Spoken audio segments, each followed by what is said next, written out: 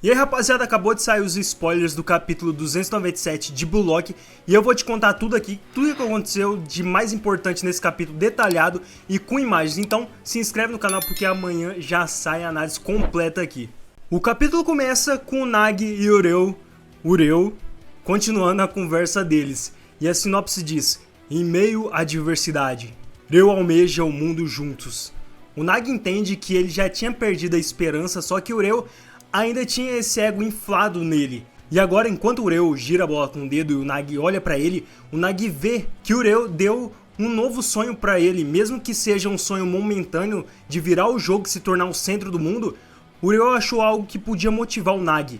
O Ureu meio que disse que agora eles tinham duas oportunidades, 2 pontos para se destacar e serem o protagonista da partida.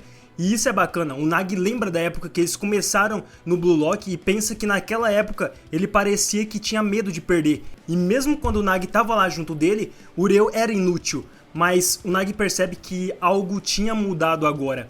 E com a língua de fora e o Nagi com o olho fixo e focado no Ureu, ele vê que ele tinha ficado super legal, mesmo parecendo que ele estava assustado por dentro. O Ureu fala pra eles continuarem e o Nagi percebe uma coisa, que eu vou dedicar um vídeo só pra isso daqui, rapaziada. Mas ele diz que quando o Ureu fica animado, algo anima ele.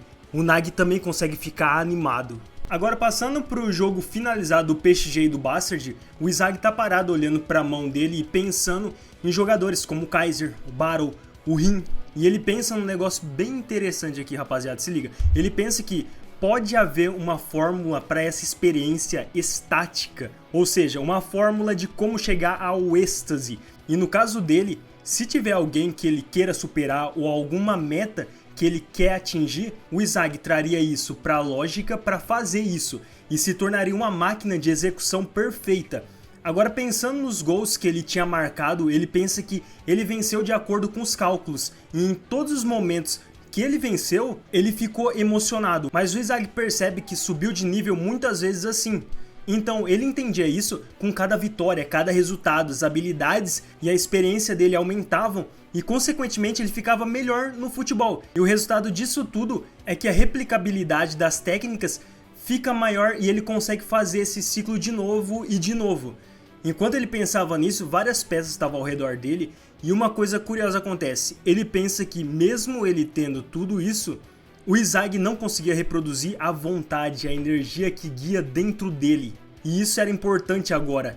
E ele conclui que técnica ou lógica, tudo isso daqui era um meio para a execução de um plano. Mas o principal, o início de tudo, era a vontade, a energia dentro, aquela chama dentro dele. Mas agora vamos parar com esse papo aqui, com esses pensamentos do Izag.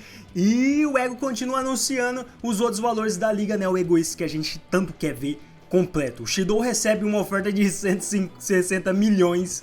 E por incrível que pareça, ele passou o Barou. Pra quem é fã do Barou, não ficou bem com isso. Beleza, o Barou fica observando a oferta dele, que ele recebeu a terceira maior oferta de 150 milhões.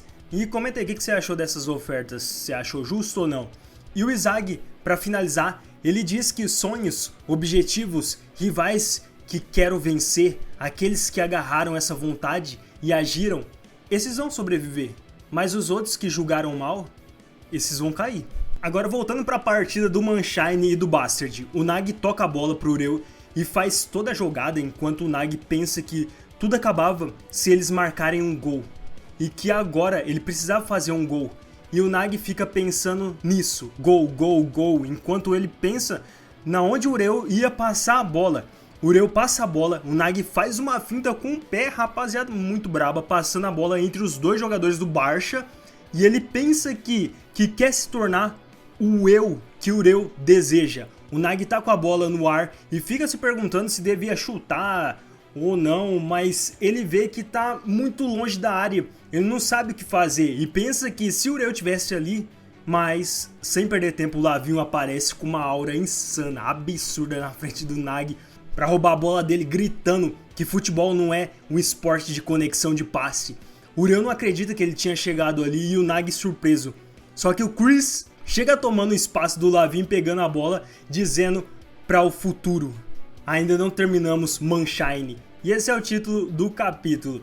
O Lavinho fica nervoso com o exibido do Chris, mas o contra-ataque começa. O Chris passa pelo Lavinho e de alguma forma o Nagi percebe que o Chris ignorou ele.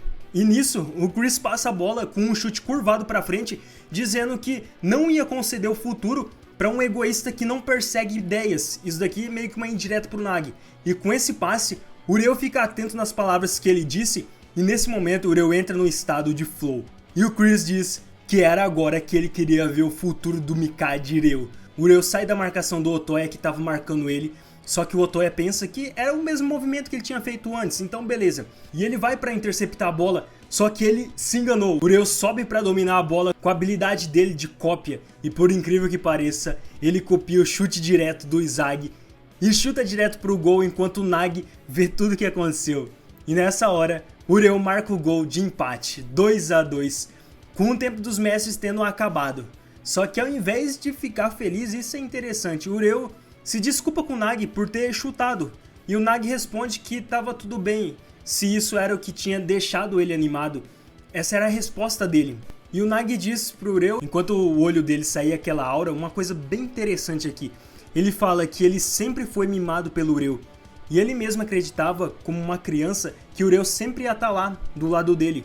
Mas o Nagi percebe que ele tinha sido um pé no saco até agora e que de agora em diante ele ia ficar animado e fascinado por ele mesmo. E o capítulo finaliza aqui com a nota do editor dizendo: tenho que mudar por mim mesmo.